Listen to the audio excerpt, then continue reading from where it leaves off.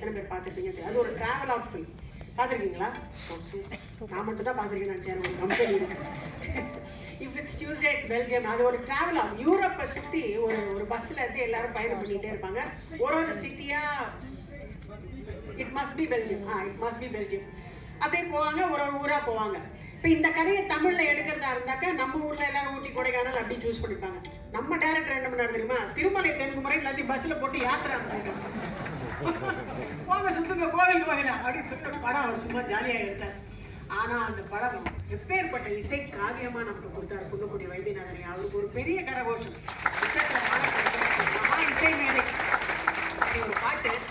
அதுல மதுரை அரசாளும் மீனாட்சின்னு சீர்காழி அவருடைய குரல் ஒரு பாட்டு இருக்குமே. அந்த பாட்டை கேட்டுக்கிட்டே இருக்கலாம். காலம் முழுக்க சந்தோஷ் பண்ணாலும் காலம் முழுக்க கேட்டுக்கிட்டே இருக்கலாம்.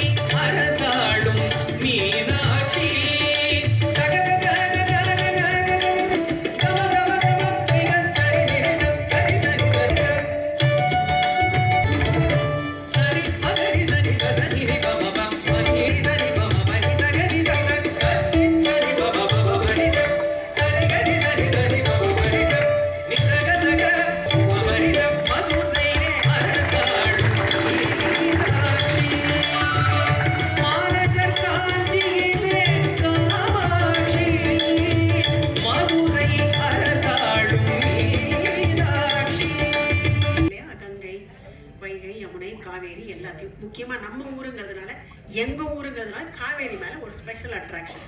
காவேரி கரையோரமா இருந்தா ஒரு தனி அட்ராக்ஷன்.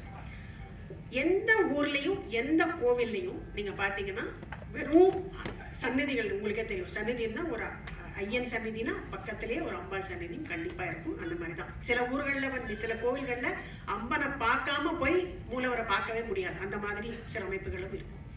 அந்த மாதிரி அழகான கோவில்கள் பலதும் கொண்ட காவேரி கரையில தஞ்சாவூர் பக்கத்துல, மாயவரத்துக்கு பக்கத்துல அவ்வளவு கோவில்கள் இருக்கு. சிலதுதான் வெளியில தெரிஞ்சிருக்கு. இதோ இப்ப பிரதமர் வந்ததுனால எல்லாருக்கும் கங்கை கொண்ட சோழபுரத்தை பத்தி தெரியும். இல்லைன்னா எத்தனை பேருக்கு இந்த கோயிலை பத்தி தெரியும்னு தெரியாது. ஆனா இது அல்லாது பல கோவில்கள் ஒவ்வொரு ஊர்லயும் அவ்வளவு கோவில்கள் இருக்கு. இந்த சபையில சொல்லி வருத்தப்படணும்னா சில கோவில்கள் வந்து நான் பர்சனலா டாக்குமெண்ட்ரி எங்க சேனல்ல நிறைய நான் கோவில் பத்தி டாக்குமெண்ட்ரி பண்ணிருக்கேன். அங்க போத்தேன்னா நான் வந்து போய் குருக்களை தூயின்று பாரு எழுப்பிடணும் சார் வழக்கத்திரலாம் வந்து அப்படின்னு சொல்லி அவ்வளவு பரிதாபமான நிலையில பல கோவில்கள் இருக்கு. இதையெல்லாம் வந்து வெளிச்சத்துக்கு கொண்டு வந்து இதையெல்லாம் வந்து நம்ம எப்படியாவது உலகத்துக்கு தெரிய வைக்கணும். அப்படி காவேரி கரையில கொட்டி கிடக்கிற கோவில்கள்ல முக்கியமான ஒரு கோவில் ஸ்ரீரங்கம் இல்லையா? அரங்கநாதனும் அம்மையும் இருக்கிற அழகான அந்த கோவில். காவேரி கரையில விவசாயம் பண்றவர்கள் எல்லாருமே சரி, அல்லது காவேரி கரையில வாழறவர்கள் எல்லாரும் சரி, அக்ரஹாரத்துல இருக்கிறவங்களும் இல்லாதவங்களும் எல்லாரும் வழிபடும் ஸ்ரீரங்கநாதனை நம்ம இன்னைக்கு இந்த மாசத்துல நினைப்போம். கங்கா சங்காஷ காவேரி